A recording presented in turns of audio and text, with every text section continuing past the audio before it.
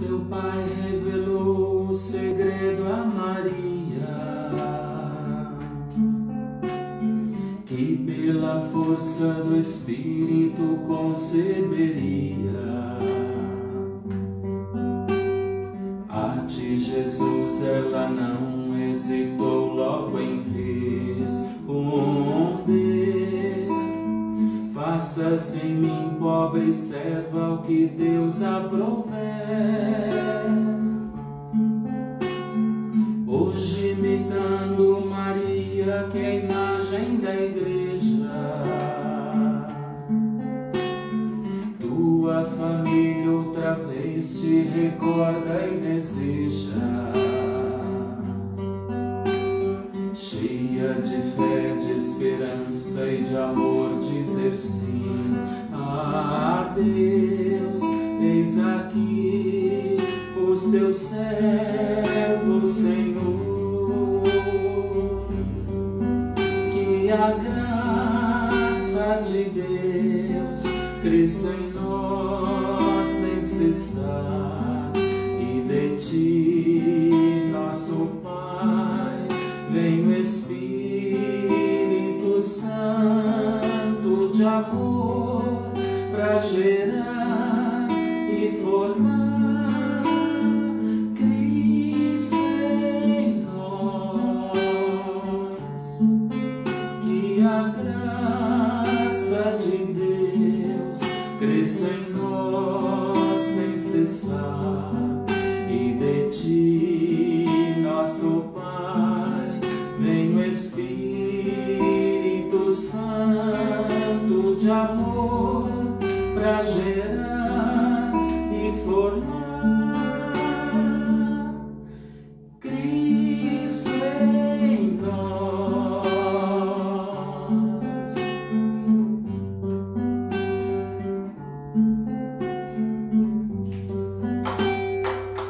Vamos iniciar o nosso encontro, a nossa continuação do tema A Vida Além da Morte. O que é que acontece na morte e depois dela?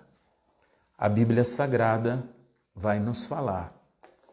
O Catecismo da Igreja vai nos ajudar, se não entender, pelo menos entrar nesse mistério. E porque somos homens e mulheres de fé, nós cremos nesta presença de um Deus ressuscitado que nos ressuscitará. Mas temos muitos outros detalhes para aprofundar nesta ressurreição. Em nome do Pai, do Filho e do Espírito Santo. Amém. Vinde, Espírito Santo, enchei os corações dos vossos fiéis e acendei neles o fogo do vosso amor. Enviai, Senhor, o vosso Espírito, e tudo será criado, e renovareis a face da terra. Oremos.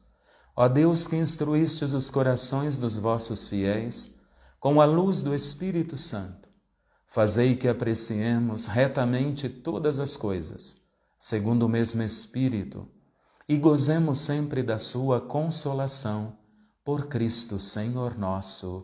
Amém. Divino Espírito Santo, iluminai-nos. Divino Espírito Santo, iluminai-nos. Divino Espírito Santo, iluminai-nos. Em nome do Pai, e do Filho e do Espírito Santo. Amém. Seja bem-vindo, seja bem-vinda. Tivemos muita gente participando a semana passada, muitas pessoas me enviaram perguntas.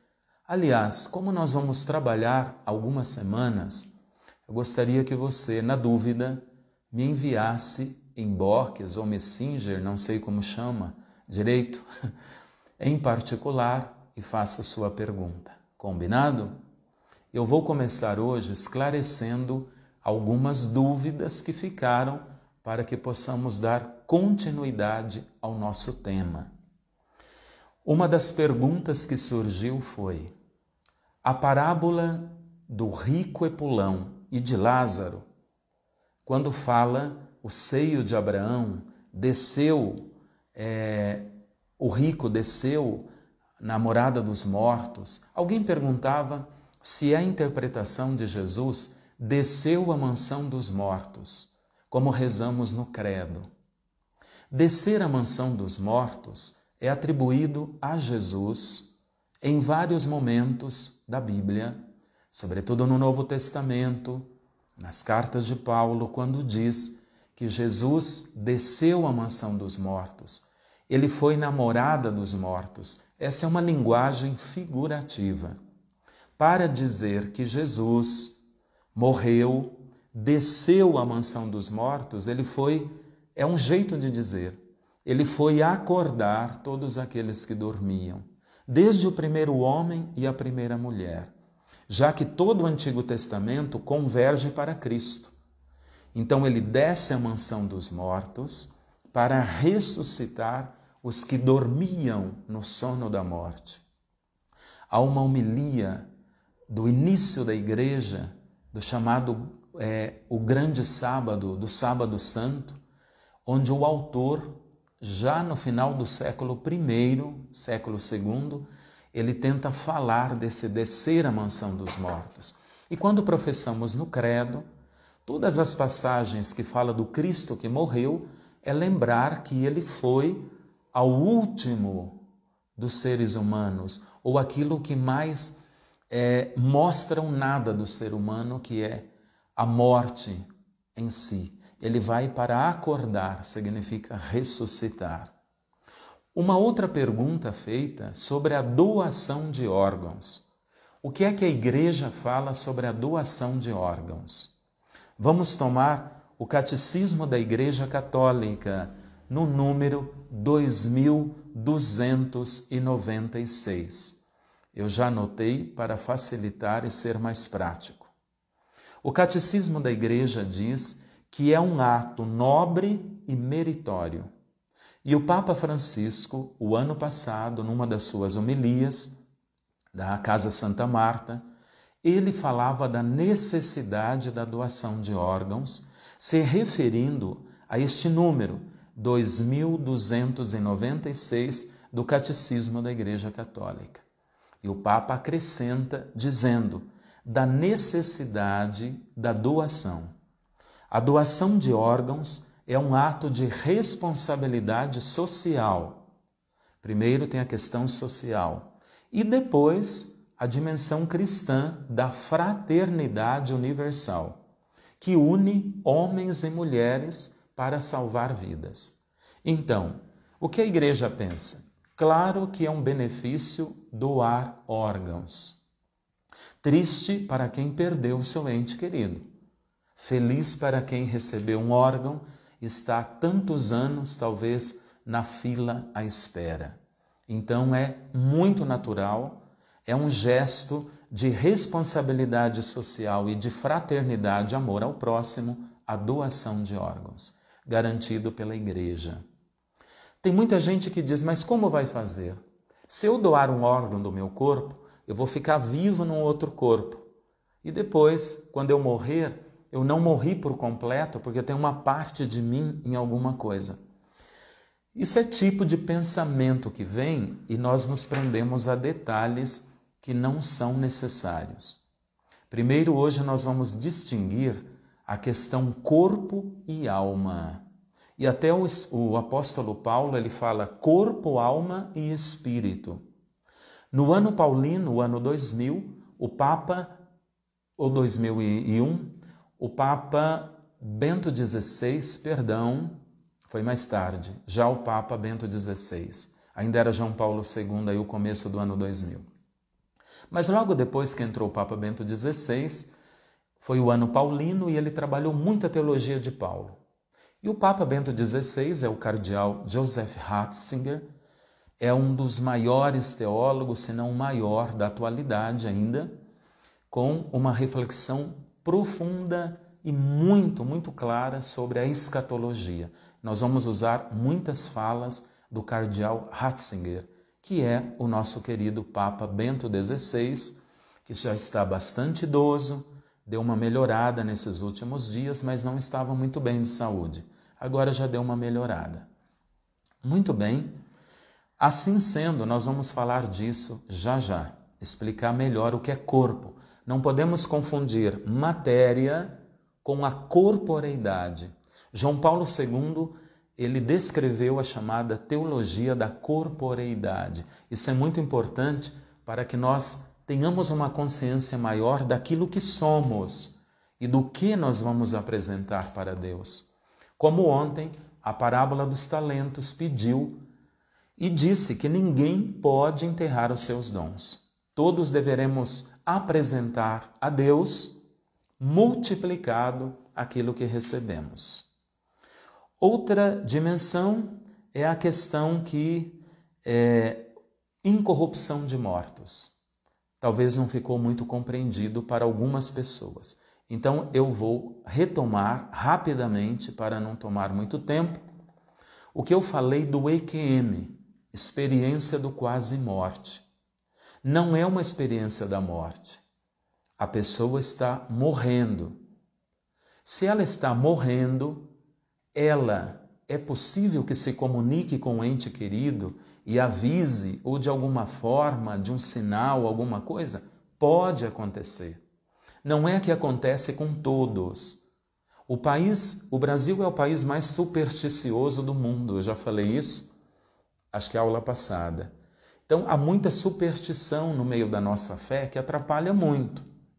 Então, pode acontecer? Pode. Uma pessoa, um ente querido, mas ela não morreu, ela está morrendo. E eu falava da diferença entre a morte clínica e a morte real. Há uma diferença.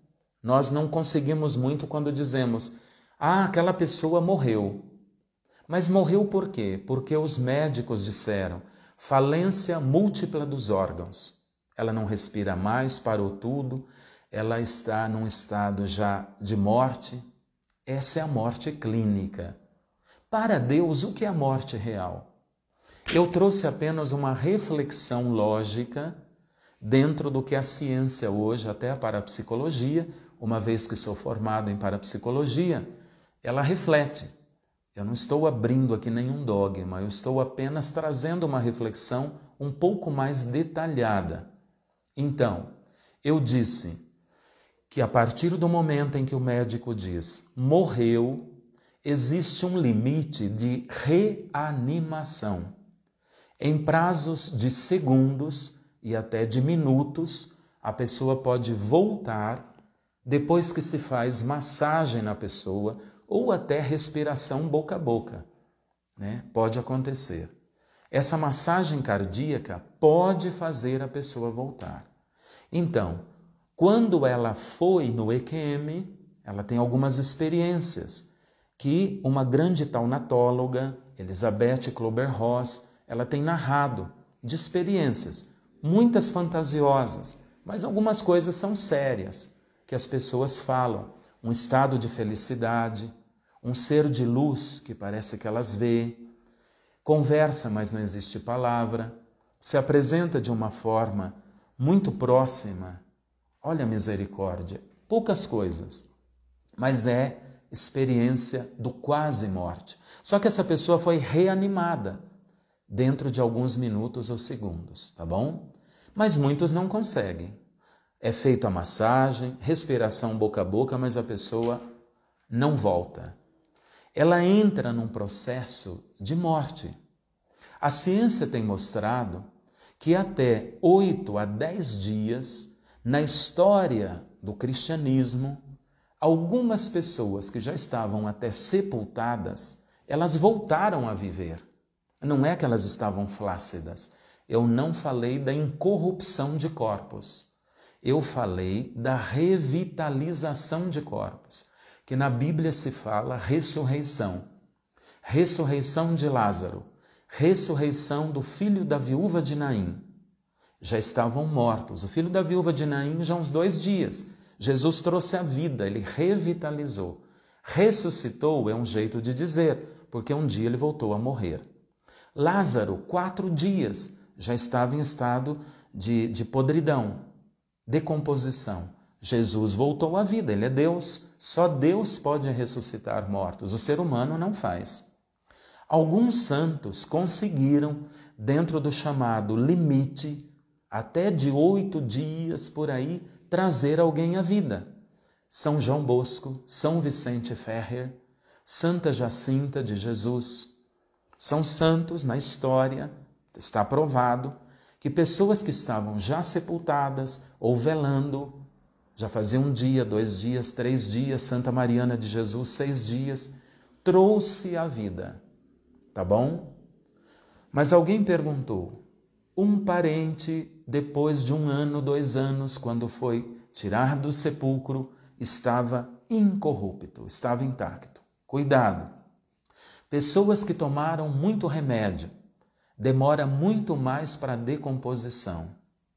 Pessoas que passaram, talvez por um tratamento antes do sepultamento, em vista de esperar pessoas queridas para chegar, parentes, amigos, demorou o sepultamento. Foi feito quase um embalsamamento. Vai demorar muito mais. Não é porque desenterrou, estava inteira, já é um milagre, já é santo. A igreja não considera aqui, tá bom? Isso não é incorrupção. Incorrupção pode até ser, sepulta de novo, depois de longos anos, quando tira a pessoa, ela está flácida como uma pessoa viva, mas ela não está viva. Incorrupção de mortos é um milagre, porque a ciência não explica. A parapsicologia traz isto. E eu vou dizer aquilo que a ciência fala, sem discriminar nenhuma religião, pelo contrário. Só casos de incorrupção de mortos só existe dentro da Igreja Católica. A ciência que diz, são os cientistas que vão estudar. A Igreja Católica tem quase 2.000 casos de corpos de santos incorruptos, alguns inteiros e alguns em partes. A mais bela, que já está aí com acho que quase 170 anos de morte, alguma coisa mais ou menos, Santa Bernadette Soubirous, que viu Nossa Senhora de Lourdes. Santa Catarina Labouré, que viu Nossa Senhora das Graças. Dia 27 vamos celebrar esta aparição. Parece-me que 170, 190 anos, vai ser um ano bem jubilar.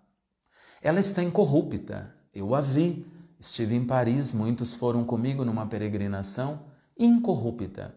Significa o corpo está flácido, como Santa Bernadette Soubirous, que tem sangue nas veias, mas o sangue não tem vitaminas, não tem sais minerais, não tem nada que tem num sangue vivo. O sangue está morto dentro dela, ela está morta, mas o sangue não corre, só que ele não apodrece.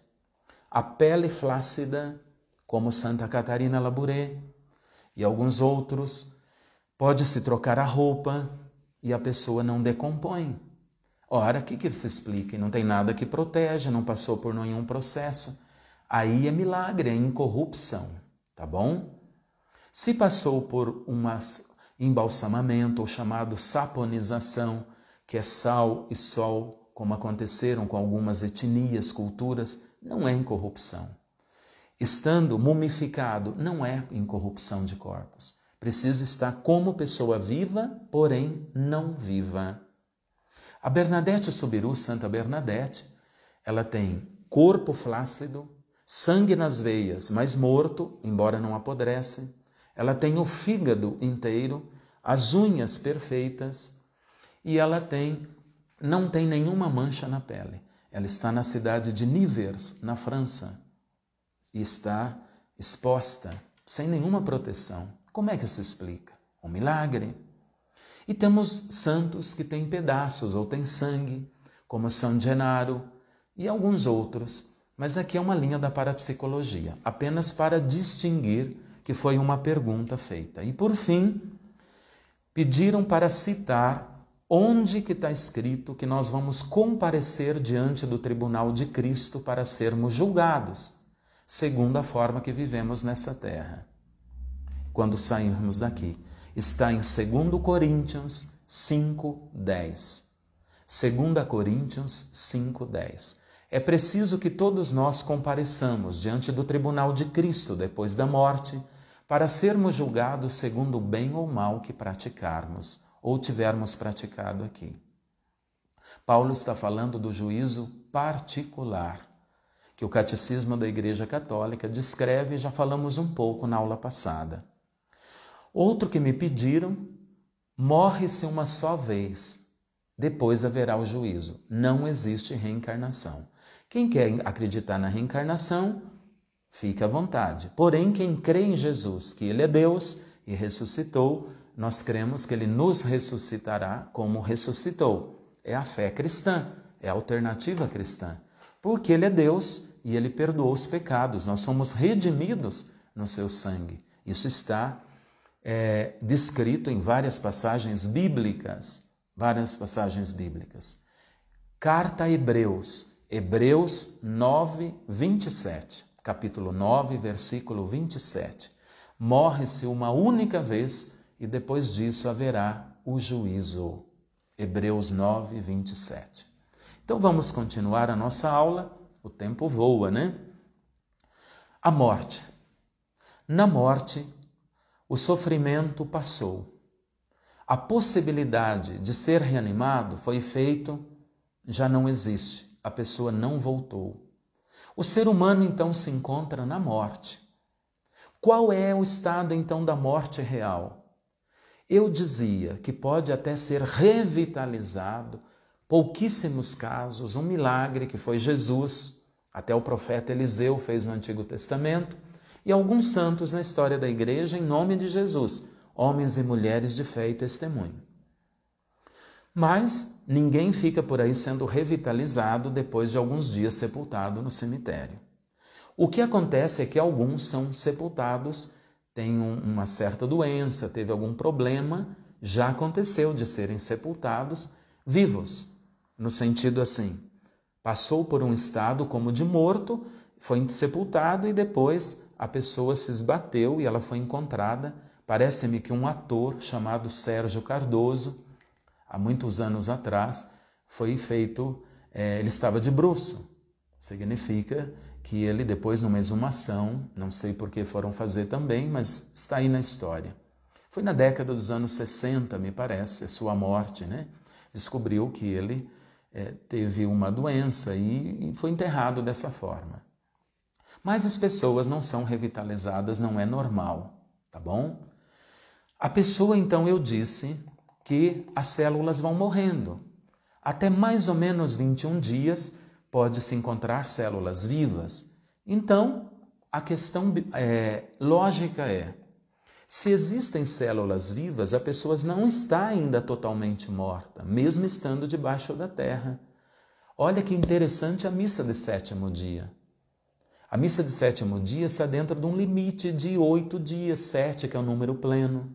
Ou seja, nós acreditamos que ainda há, quando rezamos o sétimo dia, até para a pessoa, quem sabe, voltar. E se ela não volta, que ela esteja nas mãos de Deus, porque ela está morrendo.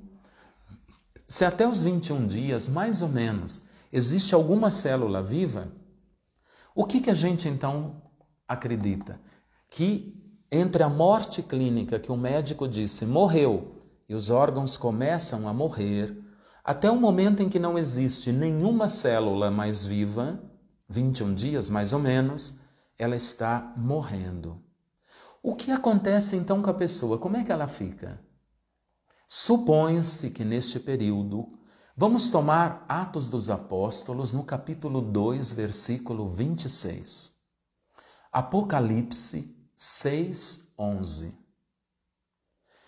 E vamos tomar também a revitalização que Jesus fez na filha de Lázaro, aquela menina, Talita Cum. João 11, 11. Que também foi citado depois, aliás, de Lázaro, tem citado em Mateus 9, 24, a menina, Marcos 5, 29 e Lucas 8, 52. O que eu quero chamar a atenção? Esses textos se referem a mortos, dizendo que eles dormem ou que repousam. Quando Jesus chegou na casa de Lázaro, aliás, de Jairo, Jesus foi até a casa de Jairo, seguiu Jairo. Chegando lá, a menina estava morta, disseram, ela morreu. Jesus chegou e disse, não, ela dorme. Ou ela repousa, pode ser outra tradução. Aqui não seria, é uma pergunta, não é uma resposta. Aí Jesus disse, Talita cum, menina, levanta, ou amor, querida minha, é um termo, Talita cum. Talita significa algo bastante amoroso, ternura, é a tradução de Talita. Levanta. Então, menina, queridinha, levanta. Jesus disse ela para a família de Jairo, ela dorme. Será que essas afirmações do Apocalipse, deste momento em que Jesus disse que aquela menina Talita dormia ou repousava, não seria a expressão, é uma pergunta, de uma intuição entre a morte clínica e a morte real? Ou seja, entre a pessoa começar a morrer, o médico disse morreu, até o momento em que ela não tem mais nenhuma célula viva, que demora aí um prazo de 21 dias, ela está morrendo. Esse repouso, pleno repouso, não seria um estado de inconsciência total, que tanto Jesus falou como no Apocalipse? Ela dorme, repousa, diz o Apocalipse.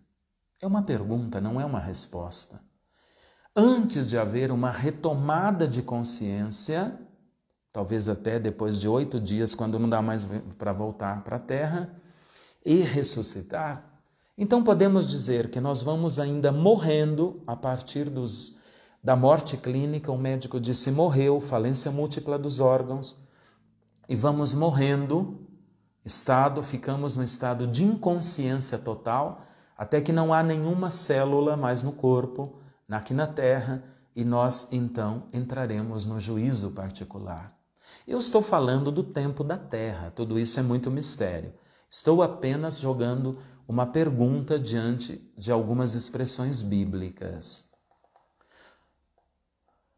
Muito bem. O que a Bíblia nos fala desta dimensão da morte? Prestem bastante atenção. Para a Bíblia, o ser humano é uma unidade, corpo e alma. E não pode ser dividido os dois princípios. Assim não é possível que na morte uma alma separa do corpo e um corpo é sepultado. O que significa corpo? Sobretudo em São João, que ele fala do corpo, e o apóstolo Paulo, e que o Catecismo da Igreja Católica também nos fala e nos ajuda. O que é essa corporeidade que a partir dos anos 70 os teólogos têm aprofundado muito? Não entrou em detalhes no Catecismo, mas o Catecismo sintetiza. O termo alma aparece centenas de vezes nas traduções, tanto do Antigo Testamento como do Novo Testamento, mas nunca para designar um princípio espiritual autônomo, uma alma separada de um corpo. Vou citar um exemplo. Mateus, no capítulo 10, versículo 28. Quem tiver caneta e papel, anota, porque senão depois vocês se perdem um pouco e eu não tenho como ficar retornando, tá bom? Mateus, no capítulo 10, versículo 28. Jesus disse assim: não temais os que matam o corpo, mas não podem matar a alma. Temeis antes aqueles que podem destruir a alma e o corpo na guerra. Então Jesus diz que nós temos que temer quem mata os dois. Os dois estão juntos. Na concepção judaica, e o cristianismo veio do judaísmo, na concepção da religião de Jesus e até da sua raça, não existe uma separação entre corpo e alma. Quem fez essa separação foi Santo Agostinho, quando cristianizou, vamos dizer assim, Platão. Mas Santo Tomás de Aquino, que veio mais tarde, tomou Aristóteles, ele contestou esse dualismo, corpo e alma separados. Vou exemplificar. O próprio cardeal Ratzinger, que é o Papa Bento XVI. Vamos citar Santo Tomás de Aquino, que viveu no século XIII.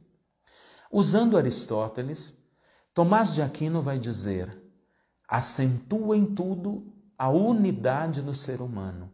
Diz ele, corpo e alma são aspectos de uma pessoa, homem e mulher, indivisível. A alma separada do corpo é como a mão cortada do braço. Santo Tomás diz, o grande teólogo, né? Ou nós ressuscitamos corpo e alma, ou dizer que foi uma alma é dizer que foi a mão. Enterrar significa que enterrou o braço. Ou nós vamos inteiro, ou nós não vamos. Como nós cremos que vamos, por causa de Jesus, que é a ressurreição e a vida, então nós vamos corpo e alma no momento da morte. E o que é que enterra? Calma.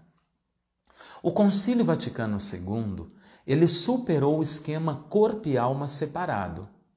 Olha a Gaudium et Spes do documento Vaticano II. Diz assim, corpo e alma, sim. O ser humano é corpo e alma, mas realmente uno, uma única pessoa. Então, uma única pessoa em corpo e alma. O cardeal Ratzinger, o nosso Papa querido Bento XVI, falando sobre a ressurreição, ele diz, é ressurreição da pessoa, não no sentido de uma corporeidade isolada da alma. Você vai então, meu Deus, que confusão, né? Eu sempre aprendi que enterra um corpo, vai uma alma, como é que fica esse negócio? Mas no creio é um pouco que a gente não conversa sobre isso. Vamos clarear, eu vou tentar ser bem claro. A Conferência dos Bispos da Alemanha, em novembro de 1994, deu uma definição bonita, tomando Platão, que entrou muito dentro do cristianismo via Santo Agostinho. Diz assim, o corpo não é o envelope da alma, nem a alma é jamais absolutamente incorporal. A alma não é parte do homem, da mulher, ao lado do corpo. Não são duas coisas ao lado, que uma sai na morte. Mas corpo e alma é a centralidade da pessoa. É a pessoa inteira que vai para junto de Deus. O corpo não é uma parte, a alma outra parte. As duas coisas estão intrínsecas. O ser humano é uma pessoa na sua relação concreta com o mundo. Então, toda a nossa relação como pessoa é de corpo e alma na relação com o mundo. Paulo apóstolo, e aí é Bento XVI, o cardeal Ratzinger, que faz uma análise belíssima na teologia do apóstolo Paulo, ele diz que nós somos corpo, alma e espírito. Mas é fácil de entender. Mistério, não dá para entender. Mas para imaginar, nós somos corpo, alma, espírito. O que seria então o espírito em nós? Seria o mais profundo do nosso ser. Nessa junção corpo e alma, o mais profundo é o espírito humano. Por isso o apóstolo Paulo diz, o Espírito de Deus foi derramado em nossos corações no batismo e a Santíssima Trindade veio morar em nós. Então o Papa Bento XVI diz, no batismo houve uma fusão. O meu espírito, que é o mais profundo de mim mesmo, e o Espírito de Deus, a Santíssima Trindade, veio habitar aqui dentro. Ele usa mais ou menos essa palavra, fusão, junção. Então, onde mora Deus dentro de nós? Mora dentro do nosso espírito. No espírito humano existe um pedaço do céu, que é a Santíssima Trindade. Antes de dizer onde mora o Deus dentro de nós, Ele mora dentro de nós. Ele perpassa nosso corpo, nossa alma e o mais profundo do nosso espírito. Essa é a teologia do apóstolo Paulo, clareada para nós pelo grande teólogo cardeal Ratzinger, o nosso Bento. Aceitar corpo e alma separados dá muitos problemas, muitos. Vamos então especificar o que é corpo. Se você tem aí uma caneta, você anota. Quando eu digo corpo, eu não estou falando da matéria. É que nós estamos acostumados assim. Eu vou ao açougue comprar carne de porco. Eu vou ao açougue comprar carne de frango. Então a gente usa carne para isto aqui, aquilo que a gente vê, a dimensão sensível. Carne em São João, no quarto evangelho. E o Verbo se fez carne. Significa, não é que Jesus se fez apenas, assumiu a carnalidade nossa. Jesus assumiu a nossa carne. Carne para João e Paulo significa a realidade humana. Significa a natureza humana. Jesus assumiu a nossa humanidade. Claro, aí ele tem que ter o aspecto sensível. Chamamos corpo, chamamos carne, mas na verdade é uma matéria que está aqui. O que anima esta matéria é corpo e alma, e no mais profundo espírito habita Deus pela graça batismal. Claro, já pela criação, porque ele nos fez a sua imagem e semelhança, mas houve essa fusão concreta no batismo, tá bom? Assim nos ensina a palavra, o catecismo da Igreja Católica, e nós cremos. Muito bem. Dentro dessa dimensão, vou dar um exemplo. Por exemplo, levante a sua mão.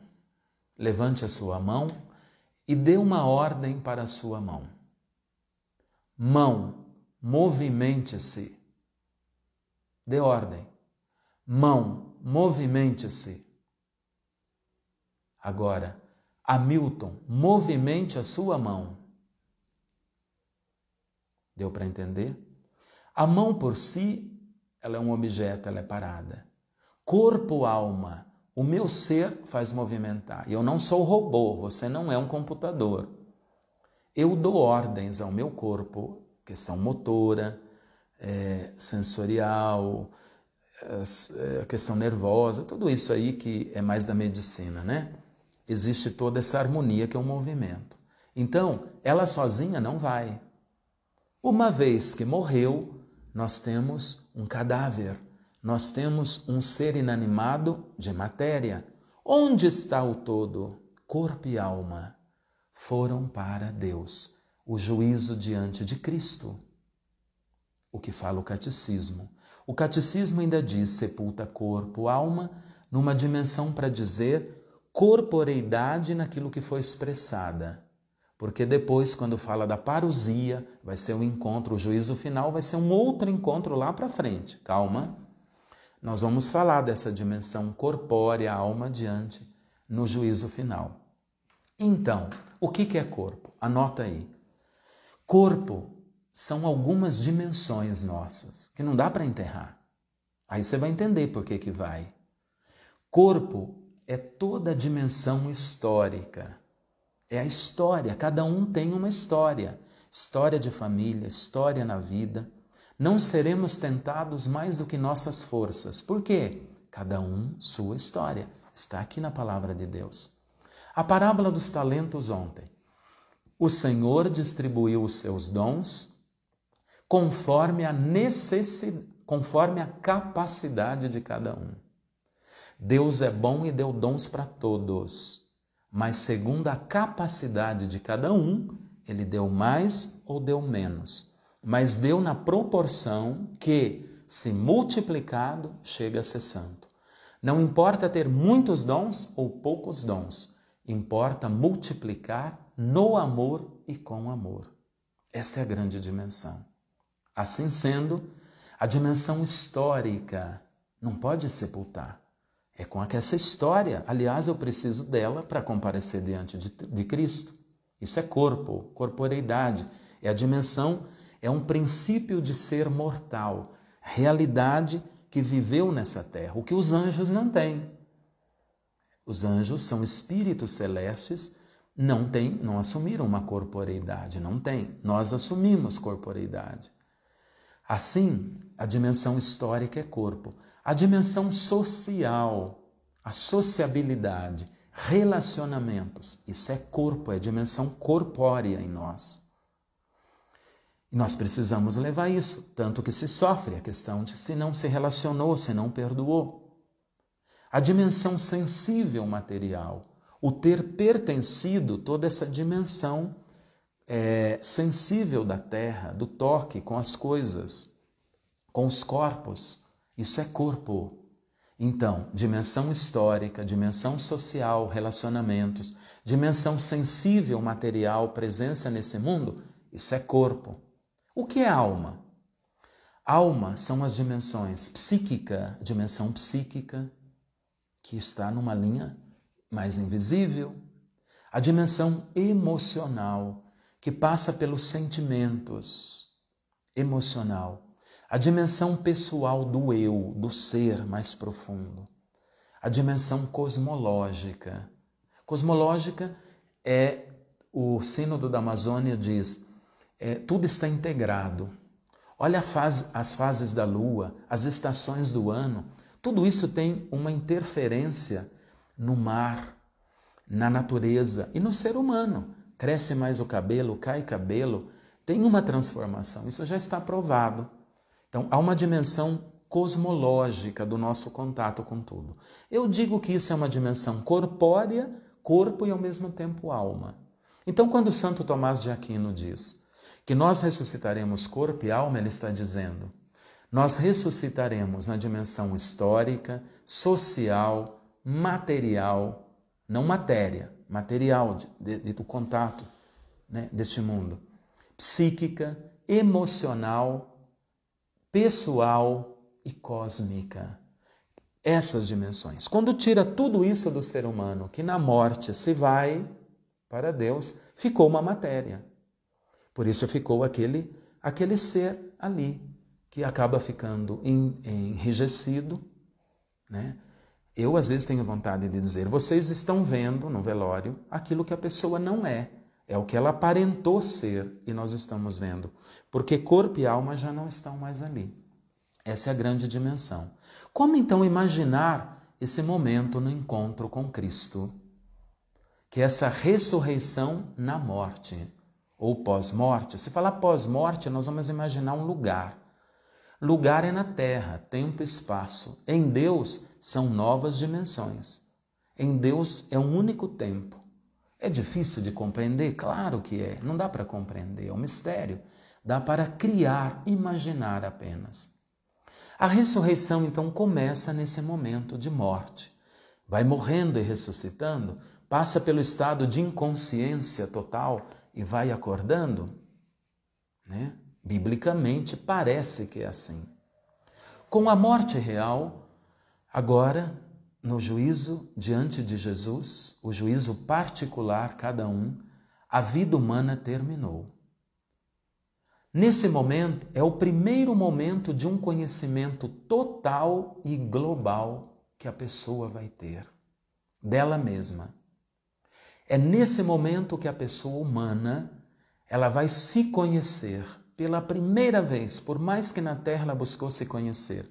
O apóstolo Paulo diz que aqui é como num espelho. Ele fala isso ali no final da 1 Coríntios, no capítulo 13, no hino ao amor. Perdão, terminando o capítulo 12, capítulo 13, iniciando.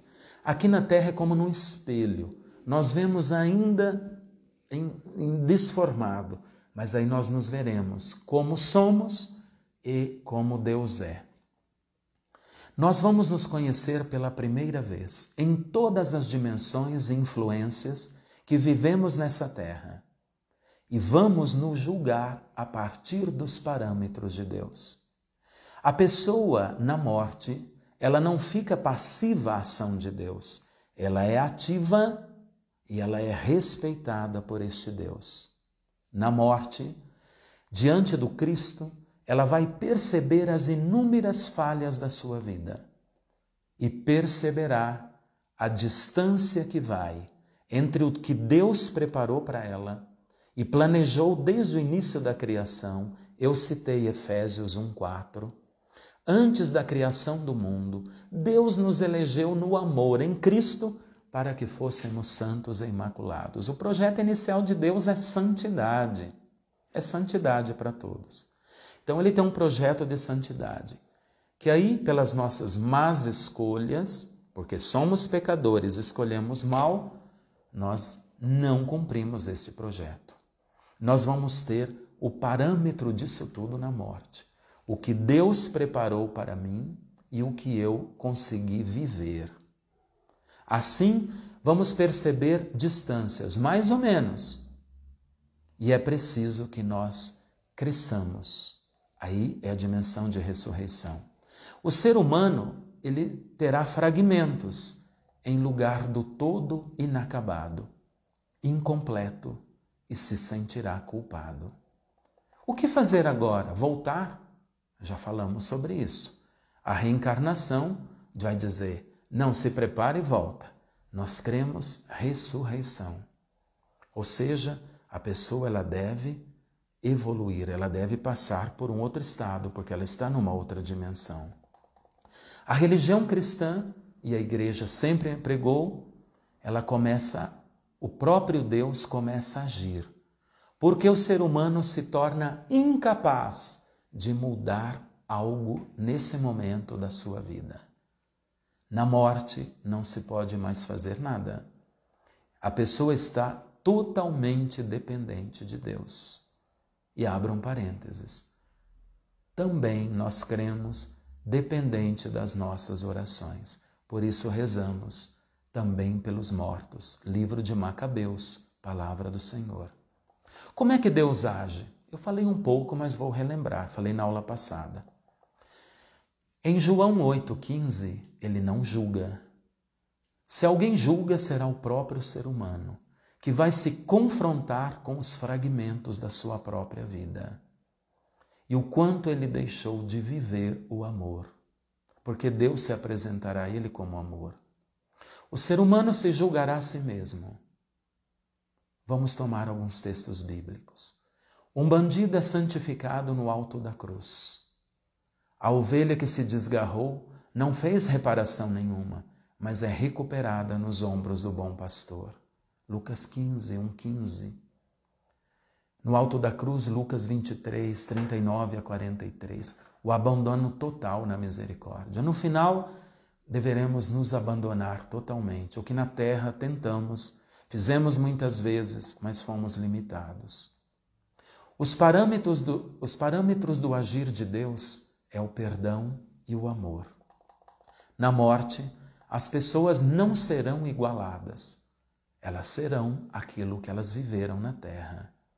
Por isso Paulo diz, devemos comparecer diante do tribunal de Cristo para sermos julgados segundo o mal que eu fiz na terra, que cada um fez. Em 1 Coríntios 11, quando ele fala da Eucaristia, ele diz, cada um julgue a si mesmo, consulte a consciência e veja se é digno de receber o corpo e o sangue de Cristo. Porque se receber indignamente, você recebe a condenação. Estou citando aqui para dizer a questão da consciência. No momento da morte, na morte, as pessoas então não serão igualadas. Serão o que fizeram na vida. Fracassaram? Não evoluíram ante os parâmetros de Deus? Não amadureceram? Não tiveram ascese? Não tiveram santidade? No momento da morte, Deus oferece de graça tudo o que falta para a criatura humana na esfera divina. A graça vem, é a misericórdia. Porém, Ele não vai completar o que faltou em todos. Aliás, em ninguém, porque Deus respeita a liberdade e a personalidade do ser humano. Ele não força, Ele deu o livre-arbítrio. Agora tens que saber escolher. Livro do Deuteronômio. Se você escolher a morte, viverás. Se escolher a vida, viverás.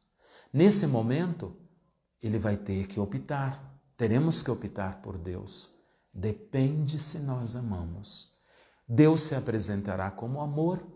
Então, na medida em que eu amei, será mais fácil acolher a misericórdia e a ressurreição, e será mais difícil se eu pouco amei ou não amei.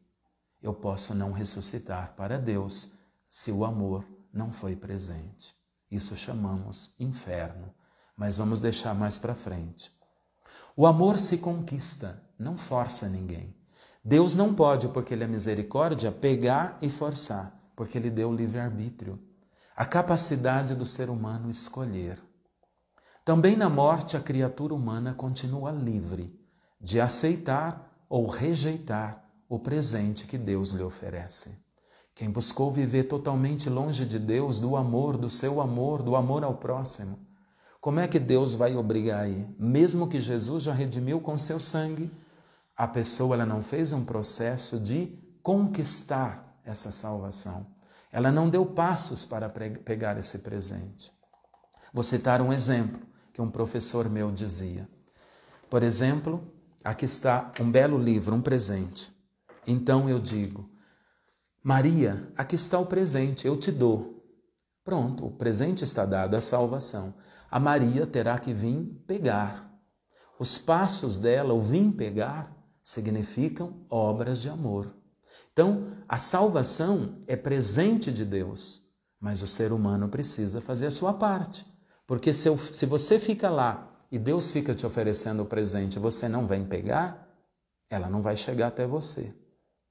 Deus está oferecendo ressurreição, mas se eu não vier pegar, qual é o limite desta liberdade? É o amor, porque o amor não tem limites. Então vai depender de como viver o amor nessa terra. Por isso, ame sem limites. Ame, perdoe, cuide, faça o bem. Ajuda a corrigir o bem do próximo. Vamos caminhar de forma mais leve. Assim sendo, para encerrar a aula de hoje, alguns elementos básicos desta chamada ascese ou evolução diante de Deus, ressurreição. Primeiro, a pessoa deve aceitar que Deus a salve. Ela não pode fazer nada por si mesma. Segundo, não tem nenhuma possibilidade de exigir coisa alguma. Não tem possibilidade, ela não pode exigir nada. Terceiro, este fato significa a total dependência de Deus e deve aceitar, sem restrição, a dependência plena do Senhor da vida. Quarto, na morte, há a necessidade de se tornar pobre na presença de Deus. Nada, aquele pó. Lembra-te que és pó e ao pó voltarás. E é a partir do pó que nós vamos apresentar-nos diante de Deus. Na mais profunda dimensão humana, pobreza no mais profundo. Mateus começa as bem-aventuranças falando de pobre de espírito, mas é possível o desapego, para essa pobreza lá dentro ser real. Outra, nessa dependência de Deus, a pessoa deverá se entregar nas mãos de Deus, cegamente e plenamente. Mas ela precisa ter aprendido o que é o amor. Se é o amor, como ela vai dar passos para se entregar? Essa entrega é um ato confiante total, último de fé em Deus. Essa entrega é ao mesmo tempo aceitação dos parâmetros divinos. Seja feita a vossa vontade, assim na terra como no céu. Não é assim que rezamos? Aqui na terra buscamos fazer a vontade dele, nem sempre fazemos, mesmo que rezamos no Pai Nosso. Na morte, no céu, ou para o céu, nós teremos que acolher completamente, perfeitamente essa vontade. Por isso vai depender de como amamos. Aí que Paulo diz que fé e esperança acaba, é o amor que levaremos. O amor são os talentos multiplicados. Entre os parâmetros está o amor e o perdão. A pessoa sente a necessidade de desenvolver este amor diante de Deus e dos irmãos na morte. Porque o amor é a Deus acima de tudo e ao próximo como a ti mesmo. Jesus falou, o primeiro é a Deus, o segundo ao próximo, mas os dois formam um único mandamento, como a ti mesmo. Semelhante a esse. A consequência deste amor é a necessidade de perdoar as pessoas com a qual a pessoa agora se sente culpada e não consegue ir para os braços de Deus. Será difícil para quem teve uma personalidade orgulhosa, arrogante, fechada, autossuficiente, esta aceitação de Deus no último e decisivo processo de conversão. O último e definitivo processo de conversão será no juízo particular diante de Cristo. Dependendo da personalidade, será muito complicado, mais fácil para uns, mais difícil para outros. Na morte, o ser humano tem o caráter e a personalidade que construiu a si mesmo no decorrer dessa vida e como ela trabalhou aqui. Essa evolução não tem a ver com outros parâmetros de outras vidas, reencarnações, nada disso. É a vida aqui, diante da vida em Deus e de Deus que Ele quer favorecer. Deus ressuscitará o ser humano por inteiro, nessa dimensão corpórea e alma, corpo e alma, ficou uma matéria, com todas as suas dimensões. A crença na pós-morte aumenta então a nossa responsabilidade diante da vida vivida e põe o ser humano face a face, sem culpa, sem nenhuma possibilidade de poder fugir, porque é preciso que compareçamos diante do Senhor da vida. Jesus não apresentará como juiz implacável, um terror, mas como Deus misericordioso. Eu vou terminar com esta frase do juízo particular, nós vamos continuar a semana que vem. Semana que vem, 21h30, eu estarei pregando o retiro para a Diocese de Campo Mourão, mas vou tentar sintonizar lá, tá bom? Se eu não conseguir, eu aviso que não terá, porque não foi possível. É uma frase bonita de um grande teólogo que diz o seguinte, sobre o nosso encontro com o Senhor da vida. Ladislaus Boros. Encontrar Deus na chama ardente dos olhos de Cristo é, por um lado, a realização máxima da nossa capacidade de amar e, por outro lado, o sofrimento mais terrível que o ser humano poderá experimentar. Vou repetir. Encontrar Deus na chama ardente dos olhos de Cristo é, por um lado, a realização máxima da nossa capacidade de amar. Por outro lado, o sofrimento mais terrível que o ser humano poderá experimentar. Por quê? Dependendo de como viveu nessa terra. Vamos encerrar pedindo a proteção de Nossa Senhora. E vamos rezar esta Ave Maria também por muitas pessoas que estão pedindo orações, que precisam crescer na fé, precisam mais amar a Deus, viver a religião com seriedade, não brincadeira, amar o próximo. Estamos na semana da Jornada Mundial do Pobre. Somos pobres, todos dependentes de Deus, mas há também outras tantas pobrezas como da miséria, do pão de cada dia. Não podemos ser insensíveis. Vamos rezar pelos doentes da Covid-19, famílias enlutadas, pessoas que lutam contra o câncer e outras enfermidades. Vamos pedir que o Senhor aumente a nossa fé na ressurreição da carne. Professamos no credo, carne é a realidade humana, ressurreição do todo para Deus. Ave Maria, cheia de graça, o Senhor é convosco. Bendita sois vós entre as mulheres, e bendito é o fruto do vosso ventre, Jesus. Santa Maria, Mãe de Deus, rogai por nós, pecadores, agora e na hora de nossa morte. Amém. Eu vou dar a bênção da saúde. Nosso Senhor Jesus Cristo esteja sempre do vosso lado para vos defender, dentro de vós para vos conservar, diante de vós para vos conduzir, atrás de vós para vos guardar, acima de vós para vos abençoar. Ele que vive e reina com o Pai na unidade do Espírito Santo. Amém. E por intercessão da Virgem Maria, Mãe de Deus e nossa Mãe, e de todos os santos, hoje Santa Margarida da Escócia e Santa Gertrudes, místicas, abençoe-vos o Deus Todo-Poderoso, Pai e Filho e Espírito Santo. Amém. Muito obrigado pela sua presença. Vamos continuar estudando. Segunda-feira que vem, 21h30. Se eu não conseguir, eu aviso antes. Combinado? Boa noite, bom descanso. Até a próxima. Que a graça de Deus cresça em nós sem cessar. E de ti, nosso Pai, vem o Espírito Santo de amor, para gerar e formar Cristo em